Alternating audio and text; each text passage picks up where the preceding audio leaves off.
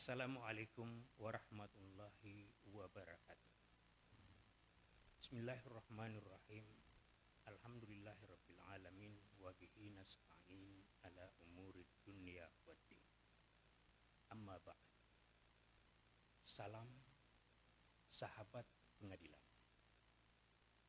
Hari ini kita bersua di podcast Nabelo Pura Pengadilan Tinggi Agama Palu dalam rangka bincang-bincang puasa Ramadan bersama Guru kita Dr. Haji Rahmani SHMH, Hakim Tinggi Pengadilan Tinggi Agama Palu, yang sudah tak asing lagi bagi kita semua. Ada sebuah riwayat mengatakan begini: Ramadan itu awalnya rahmat, pertengahannya keampunan, dan akhirnya adalah kebebasan dari neraka. Hadis ini setelah diobservasi oleh para ahli medis, ternyata pada 10 hari pertama puasa dalam tubuh manusia terjadi detoksifikasi, pembakaran toksin-toksin atau sampah-sampah dalam tubuh yang menyebabkan bau mulut. 10 hari kedua terjadi rejuvenasi, peremajaan sel-sel tubuh. Dan 10 hari ketiga terjadi stabilisasi baik pikiran maupun emosi. Jadi benar kata Nabi, sumu tasihhu, berpuasalah kamu, niscaya kamu akan sehat. Sekarang timbul pertanyaan, kalau ada orang puasa tapi tidak sehat, apakah puasanya sudah benar atau tepat? Mungkin saja belum benar dan tepat. Yang dilakukannya bukan berpuasa, tapi berpuas-puasan, sehingga dia tetap sakit. Lalu bagaimana cara kita menyikapi semua itu?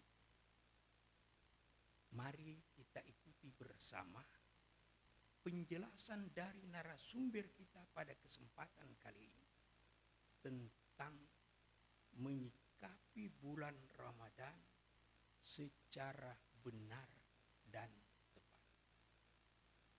Kepada yang sama kita muliakan narasumber kita dalam kesempatan ini untuk menyampaikan mauizah berkenaan menyikapi bulan Ramadan secara benar dan tepat. Untuk itu disilakan. Terima kasih. Assalamualaikum warahmatullahi wabarakatuh.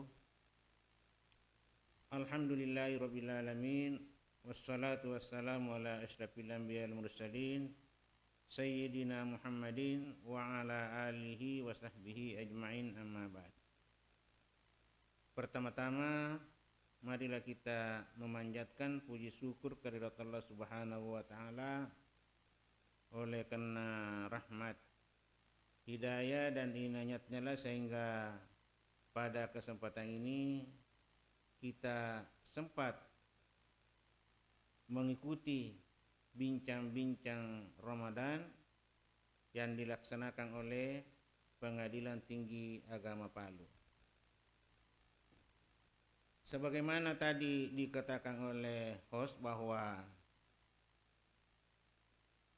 tema bincang-bincang kita pada hari ini yaitu mengenai sikap menghadapi bulan Ramadan secara benar dan tepat.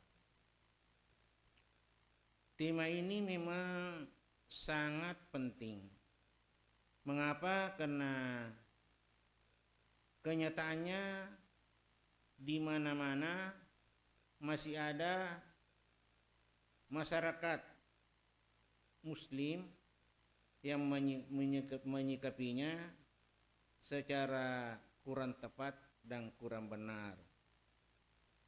Meskipun sebenarnya saya melihat di berbagai daerah, mulai dari Sabang sampai Merauke, semuanya menyikapi kedatangan bulan Ramadan dengan sikap yang berbeda-beda. Oleh karena itu, pada kesempatan ini saya membagi dua, yaitu pertama, menyikapi bulan Ramadan pada saat datang dan menyikapi Ramadan setelah berlangsungnya bulan Ramadan. Sikap kita mestinya pada saat bulan Ramadan datang adalah bergembira sesuai dengan hadis Nabi yang mengatakan, man fariha bidukhuli Ramadan harramallahu jasadahu alan niran. Yang artinya, barang siapa yang bergembira dengan datangnya bulan Ramadan, maka jasadnya haram bagi api neraka. Para pemirsa yang berbahagia, mungkin ada yang bertanya, mengapa Nabi menekankan sikap kegembiraan pada saat bulan Ramadan datang? Kalau kita melihat hadis Nabi, memang pantas kalau kita bergembira dengan kedatangan bulan Ramadan. Mengapa? Karena bulan Ramadan itu adalah bulan yang ditunggu-tunggu, sehingga sebelum bulan Ramadan, bahkan mulai dari Rajab, Sa'ban, kita sudah berdoa, Allahumma barik lana fi Rajabah wa Sa'ban wa ballighna Ramadan. Ya Allah, berkahilah bulan Rajab dan Sa'ban, dan semoga kami sampai pada bulan Ramadan. Tentu setelah kita menghadapi bulan Ramadan, pasti kita gembira karena sesuai dengan keinginan kita, kehendak kita, yaitu wa ballighna Ramadan. Itu yang pertama. Yang kedua, mengapa kita patut bergembira? Karena bulan Ramadan itu adalah bulan yang mulia, sehingga Nabi mengatakan, "Lau kana ummati, lau kana ta'lamu ummati ma fi Ramadan la tamannau an takuna as-sanatu kulluha Ramadan. Li'annal hasanata mujtami'atun wa ta'atu maqbulatun wa da'watu mustajabatun was-zunubu maghfuratun wal jannatu mustaqatullah." Artinya, andai kata umatku mengetahui apa yang terkandung di dalam bulan Ramadan, maka pasti akan menghendaki semua tahun menjadi bulan Ramadan. Mengapa umat menghendaki demikian? Li'annal hasanata mujtami'atun. Karena kebaikan itu akan dilipat gandakan. Wa ta'atu maqbulatun, ketaatan itu diterima, dan wa da'watu mustajabatun, permohonan akan dikabulkan dan dosa akan diampuni serta surga akan rindu kepada mereka. Pemirsa yang saya hormati, itulah sebabnya sehingga wajar kalau kita bergembira dengan kedatangan bulan Ramadan. Karena itu mempunyai keistimewaan tadi, yaitu dilipat gandakan ketaatan dan lain-lainnya. Semuanya kita mengharapkan seperti itu. Bapak dan Ibu pemirsa yang saya hormati, dengan demikian, dengan berbagai alasan ini patut kita bergembira. Sekarang timbul pertanyaan, mengapa Nabi Muhammad SAW sebagai panutan kita itu menitik beratkan kepada kegembiraan, bukan sikap yang lain-lainnya, misalnya kesedihan, kemarahan, ketakutan dan lain-lainnya, tetapi yang ditekankan adalah kegembiraan. Sikap gembira itu sangat-sangat diperlukan dalam kehidupan manusia. Mengapa? Karena dengan bergembira, dengan bersenang-senang, maka seseorang akan mendapatkan berbagai manfaat dari kegembiraannya itu. Salah satu di antaranya, menurut pakar komunikasi, yaitu orang yang bergembira yang disimbolkan dengan senyum, orang itu memperindah wajahnya. Jadi orang yang dalam dirinya selalu bergembira, senang, maka wajahnya juga menjadi indah, menjadi cantik kalau perempuan, dan gagah kalau laki-laki.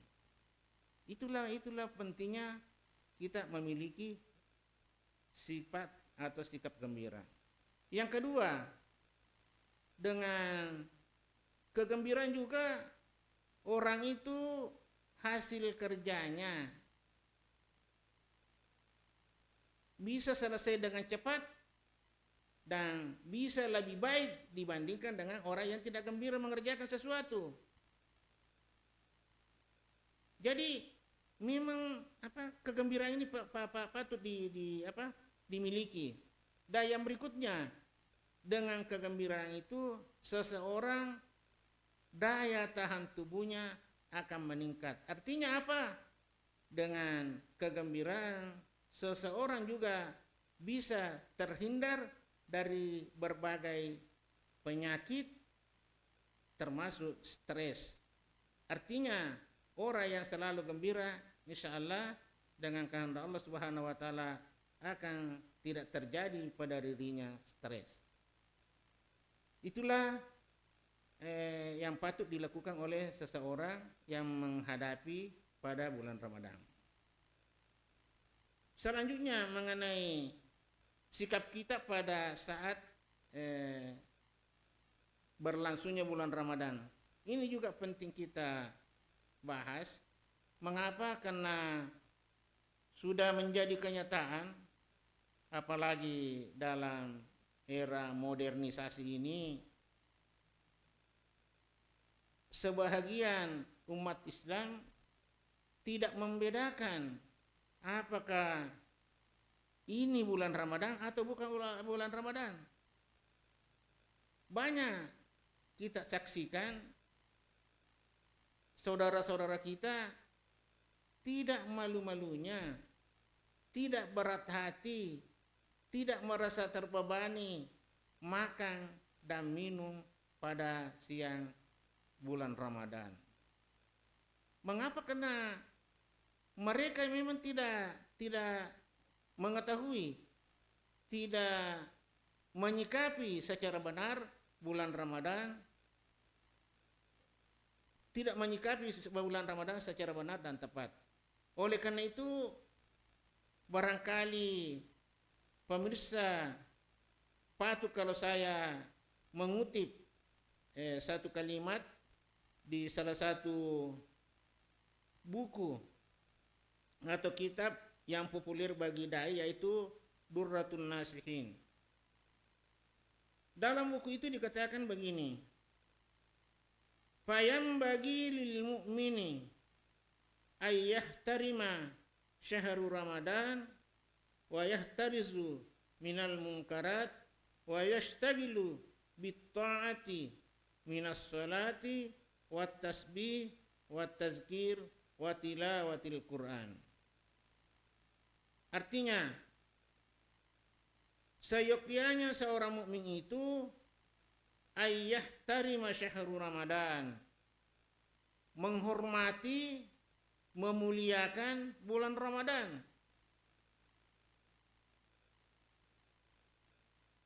Apa bentuk penghormatannya itu? Pertama, wa yahtarisu minal munkarat. Dia menjauhi, dia menghindari perbuatan-perbuatan buruk jelek yang sia-sia.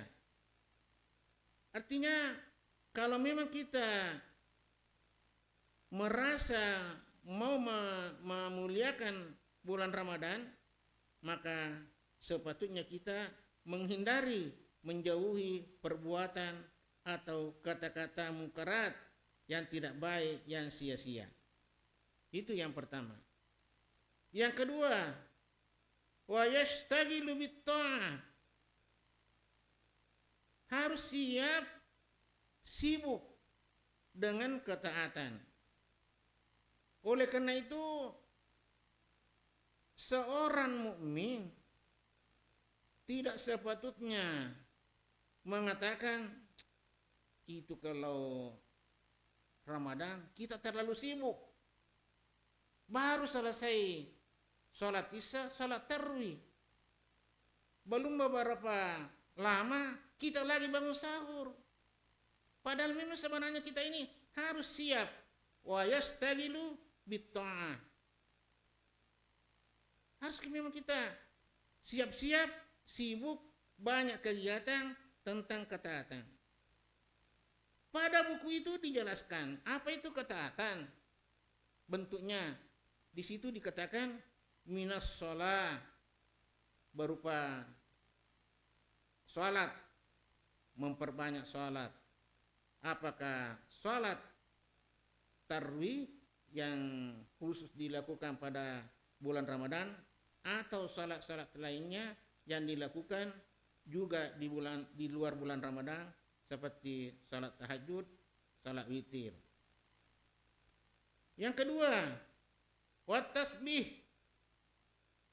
banyak bertasbih, membaca subhanallah.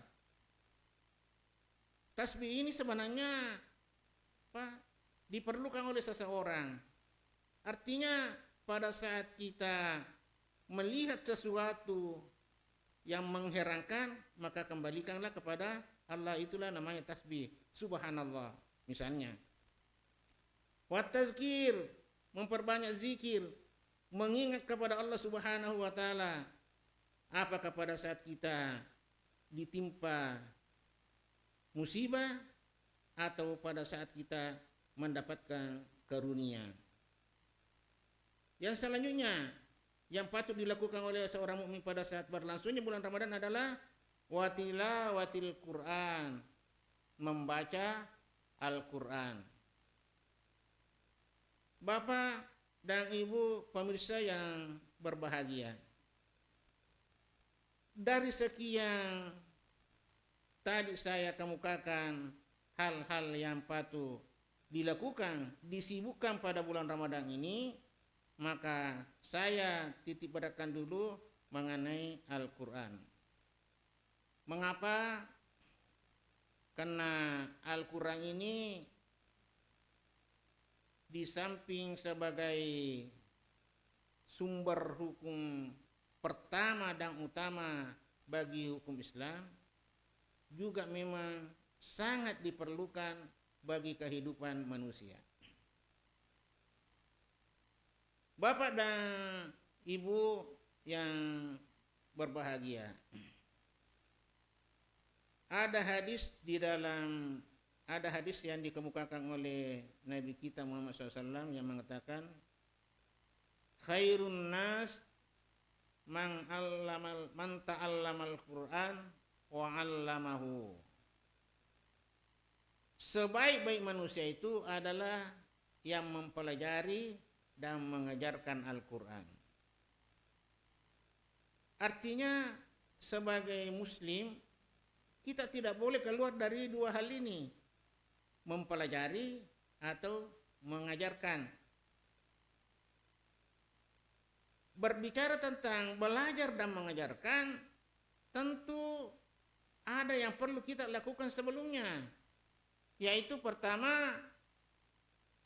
mengadakan Al-Quran itu sendiri. Bagaimana kita mau belajar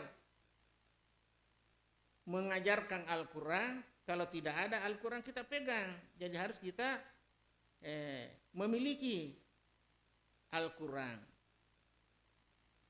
Tapi saya ingatkan kepada Bapak dan Ibu, bukan hanya sekadar memiliki. Setelah misalnya membeli, disimpan di dalam lemari atau di tempat-tempat lain yang susah kita jangkau. Tetapi dibeli, dimiliki Al-Quran untuk dipelajari dan diajarkan. Setelah dimiliki, tentunya hal berikutnya harus dilakukan adalah memahami kandungan isi Al-Quran. Mengapa? Karena dengan memahami isi Al-Quran, maka kita akan semakin mantap tentang keyakinan kita terhadap Al-Quran sebagai mukjizat dan sebagai sumber utama dan pertama hukum Islam. Setelah kita memahami, maka tentu kita mengamalkan. Tetapi dalam kaitannya dengan memahami Al-Quran, tentu diperlukan adanya guru, ustaz, mufassir. Artinya kita tidak boleh memahami sendiri. Mengapa? Karena dengan memahami sendiri Al-Quran bisa kita salah paham. Apalagi saya melihat ada orang baru 7 hari nyantri, itu pun nyantri kilat, sudah merasa mengetahui, memahami Al-Quran. Padahal itu dengan memahami Al-Quran, di samping dibutuhkan guru, juga membutuhkan ilmu-ilmu lainnya. Dan setelah kita memahami, maka terakhir adalah mengamalkan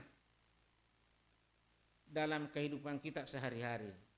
Artinya dengan menyikapi Al-Quran seperti itu, maka seolah-olah kita ini bisa hidup sesuai dengan apa yang ditunjukkan oleh Nabi kita Muhammad SAW. Bahkan di dalam buku yang saya miliki ini, yaitu Al-Quran dan Sains Modern, yang disusun oleh Insinyur Abdul Razak Naufal. Di dalam buku ini dijelaskan bahwa ada beberapa keunggulan Al-Quran, dan mungkin pada saat nuzulul Quran inilah menjadi tema pokok daripada dai-dai. Apa itu keunggulannya? Di situ disebutkan bahwa Al-Quran ini mukjizat abadi. Artinya bagaimana? Kalau nabi-nabi lain, mukjizat yang diberikannya hanya pada saat itu juga, pada saat dia hidup. setelah meninggal, maka mujizat itu sudah tidak ada.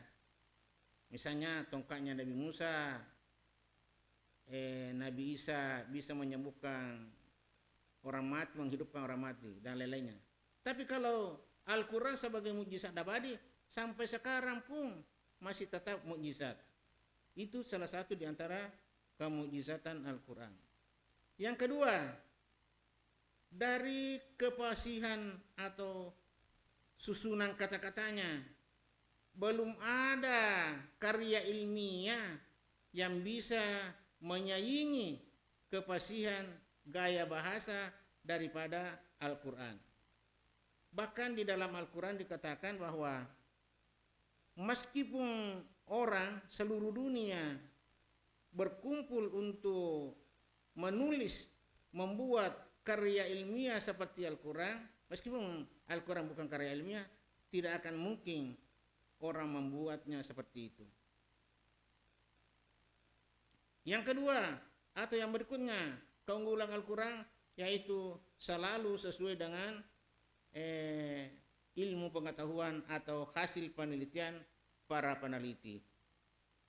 Artinya Al-Quran memang itu kalau kita memang mau maju, mau melaksanakan ajaran agama secara baik, maka kita wajib mempelajari Al-Quran sepanjang hidup kita. Bapak dan Ibu pemirsa yang berbahagia, selain daripada keunggulan itu, Al-Quran juga itu merupakan ibadah bagi pembacanya. Artinya apa? Al-Quran itu tidak seperti dengan bacaan-bacaan lain. Misalnya koran, surat kabar, dan lain-lainnya.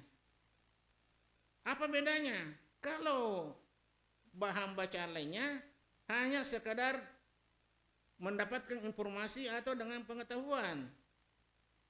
Tetapi kalau Al-Quran dibaca di samping sebagai sesuatu yang dapat memberikan informasi, memberikan pengetahuan, pemahaman, juga mendapatkan pahala.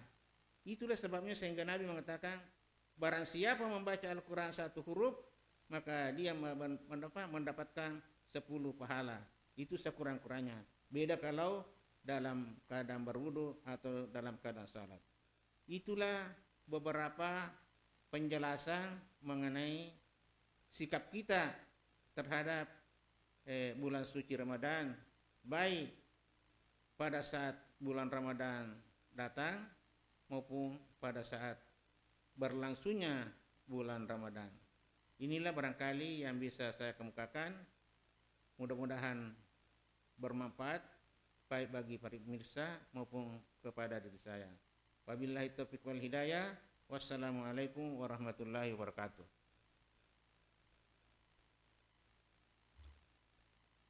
Terima kasih Pak Guruta Dr. Haji Rahmani SHMH. Berkaitan dengan apa yang telah disampaikan tadi, tazkirah yang Bapak sampaikan, intinya bergembira dengan kedatangan Ramadan itu bukan hanya sekedar bersukaria, tapi bergembira untuk melakukan ketaatan terhadap Allah Subhanahu wa taala. Berkaitan dengan menyikapi bulan Ramadan secara benar dan tepat, ada sebagian masyarakat kita beranggapan bahwa puasa Ramadan itu cukup dilakukan selama 3 hari.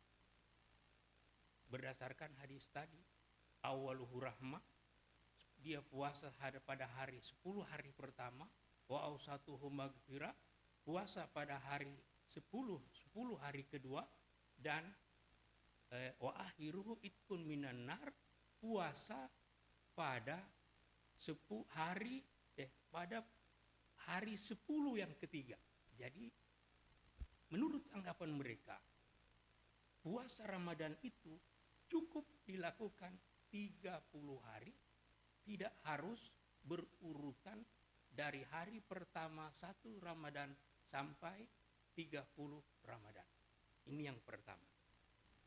Yang kedua, bagaimana cara kita berintegrasi dengan Al-Quran yang benar dan tepat. Sehingga Al-Quran itu benar-benar menjadi pedoman hidup kita dalam bermasyarakat, pedoman hidup kita dalam kehidupan sehari-hari.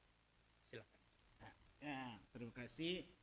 Pertanyaan Pak Sahibul Uman ini sangat menarik. Merupakan pemahaman yang sangat keliru. Mengapa? Karena yang diajarkan Islam berpuasa itu adalah 1 bulan penuh, apakah 30 hari atau 29 hari. Artinya 1 bulan penuh pada bulan Ramadan. Itu jawabannya Pak Host. Selanjutnya mengenai berintegrasi dengan Al-Quran. Ya, berintegrasi dengan Al-Quran. Maksudnya bagaimana sehingga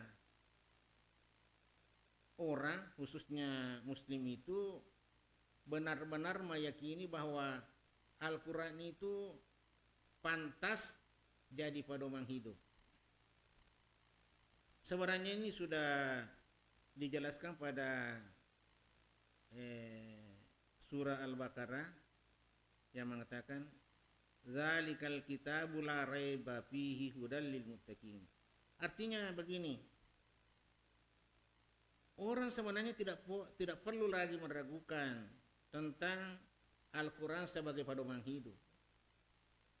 Bahkan di dalam beberapa tulisan ada yang mengatakan orang yang enggan melaksanakan hukum-hukum atau ajaran Al-Quran maka pasti akan sesat. Bahkan di dalam Al-Quran juga dikatakan famani tabah hudaya fala yadillu wala yashqa. Barang siapa mengikuti petunjuk Al-Quran Al-Huda fala yadillu wala yashqa, tidak akan lagi sesat dan tidak akan lagi menyusahkan diri. Artinya dengan mengamalkan ajaran agama secara penuh pasti tidak akan sesat lagi. Begitu juga sebaliknya. Artinya begini, orang yang berpaling, yang tidak melaksanakan ajaran Al-Quran, pasti dia mengalami kebutaan dan pasti dia mengalami kehidupan yang sempit. Tidak pernah merasa lega, tidak pernah merasa enak karena dia tidak melaksanakan ajaran agama. Meskipun pangkatnya tinggi, meskipun banyak uangnya, keturunannya bagus, tetapi karena dia tidak melaksanakan, maka tetap dia dayyika, mengalami kehidupan yang sempit, tidak merasa enak dalam hidupnya. Itu barangkali Pak Os.